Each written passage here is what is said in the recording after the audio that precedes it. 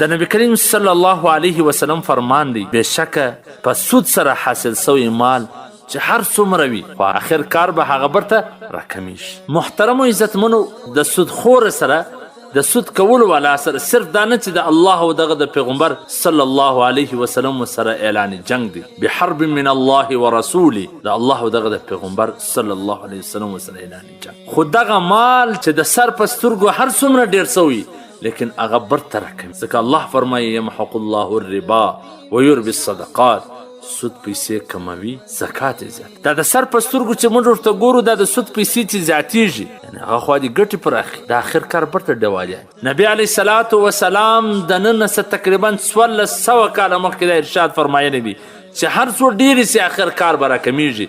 موږ ولیدل په دې معاشره کې چې په کروړو روپیو کې پیدا کې، لیکن و ډیوالان یې موټرسایکل نه لري چې پر سپاره د خلکو سره په جنجالونو اخته دي، په جنګو اخته دي، و بدۍ د سره ولاړ دي، پیسې دغې ځله ورکې سوې خلکو ځینې. مفسرین وایي دغه په ظاهره چې دا پیسې ډېرېږي دا داسې دی لکه یو انسان چې پړسېږي، هغه پړسوب ته هېڅوک چاغول نه وایي، که هسې پړسوب ختم شو برته به کمزور. نو د سود کولو څومره تاوانونه دي، یو خو د الله او دغه د پیغمبر صلی الله علیه وسلم سره اعلان جنگ، د سود اخیستل سوي پیسې په توبه باندې هم نه معافېږي چې برته دې هغه ته ورسولې نه، څومره تاوانونه. نو چې هر څوک په هر شکل سودي معاملې کوي، که کوټۍ والا دي، که صرافیان دي، که بیپاریان دي، په رنګارنګ طریقو د سود کاروبارونه راوتلي دي. څوک د موټرانو اسکیم راوباسي، څوک موټرسایکلانو اسکیم راوباسي، څوک بیپاریان پیشکي د ګاډیانو والا څه اخلي چې پیشکي ور نه کېدی لوډ نه درکوي، څوک صرافیان ډالر په پور ګران خرڅوي یا هغه ته 10 لکه روپۍ جمع سي بیا 20 لکه روپۍ ځینې وباسي. کاروبارونه پکې یعنې هر هغه پور چې ته ګټه په راکش کې هغه سود دی. خپله وګوره چې کم څوک تا ته پور درکوي ستاسې ګټه وړي وکړي. نو دغسې پرایز بانډ، بیمه، انشورنس، لاټري، دا ټول سودي معاملې دي. البته که چیرې په یو داسې ملکونو کې چې بغیر بیمه انشورنس ته یو کار نشي کولی، بیمه او انشورنس وکړه، لیکن د هغو څه به هغه ګټه نه حاصلوي چې څومره پیسې تا جمع کړي وي هغومره ته د هغو څه استفاده کولی سي، زیاتوب نه سي کولی. دغسې په خارج ملکونو، په بار ملکونو کې چې بغیر سودي قاطع ته پیسې په بینک کې نه سي ایښولی، نو هغه بینک والا چې تا ته پیسې درکوي هغه ځناواخ پر غریبانو او مسکینانو به یې تقسیموي، په خپله یې نه سي خوړلی، نه سي استعمالولی. تینک ټینکس دا د کافرانو یو شورایي نظام دی چې دوی مشورې سره کوي د مسلمانانو د خرابۍ او د تباهي دپاره. هغه ټولو پر دې باندې اتفاق کړی دی چې په مسلمانانو کې به حرامخوري زیاتوو. د حرامخوري غټ شکل دا سودي معاملې دي چې هغه په دې پوه دي په سودي معامله سره د الله د دوی دپاره اعلان جنگ دی.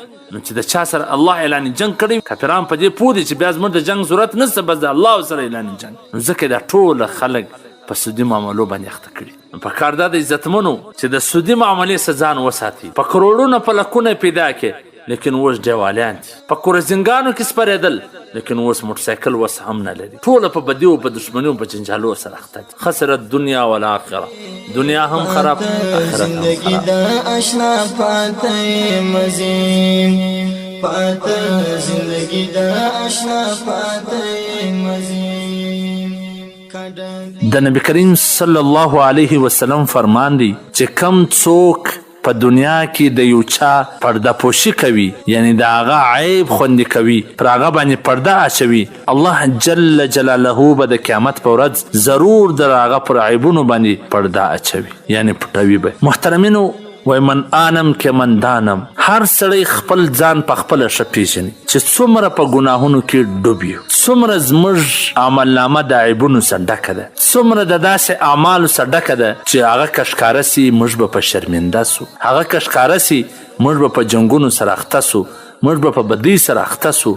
څنګه داسې عیبونه زموږ تاسې په عملنامه کې پراته دي. نو که څوک غواړي چې دغه د دا عیبونه چې څنګه په دنیا کې پټ دي دا دغسې د قیامت په ورځ هم الله پټ کړي، الله یې نه کړي ښکاره، نو دغسې دغه سړي ته کول پکار ده چې د بل مسلمان عیب او پرده پټ کړي.